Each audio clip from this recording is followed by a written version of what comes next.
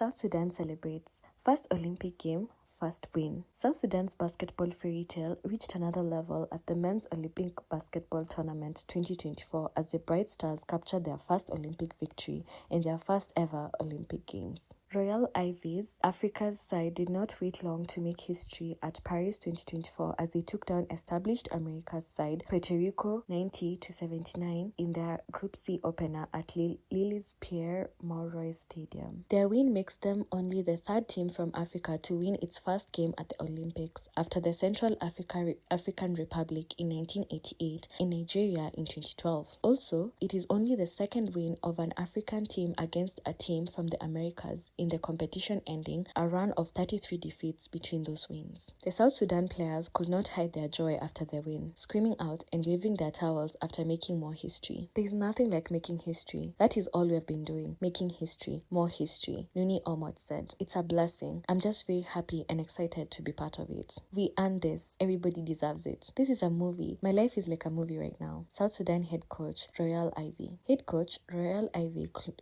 hardly believe what was happening. Being at the Olympics and getting our first win, he said. This is so surreal. I couldn't experience anything better than this. Puerto Rico led most of the first half, but it was South Sudan who claimed the lead and showed resilience to fend off the feisty America's side. Khalid Jones continues to serve as an inspiration for the South Sudanese people with 19 points, 7 rebounds, and 6 assists. Jones' sole three-pointer in the game was essentially the dagger, an 86-73 advantage with 3 minutes and 4 seconds to play. Mariel Shayok's hero status is rising as well after he scored 15 points and Nuni Omot added 12 points, 6 rebounds, as well as the first ever points for South Sudan in Olympic history. It was surreal. It was a surreal feeling. Playing in front of our fans, playing on the world stage, it was just a beautiful feeling, Shayok said. The performance comes less than a year after South Sudan, the number 33 team in the FIBA World Ranking Man, represented by Nike, debuted on the global stage at the FIBA Basketball World Cup 2023 and impressively collected a direct spot at the Olympics at the top finishing team from Africa at FIBA's flagship event with a 17th place result. It's been a wild few years for fans of the Bright Star. After only becoming an official country with their independence on July 9th,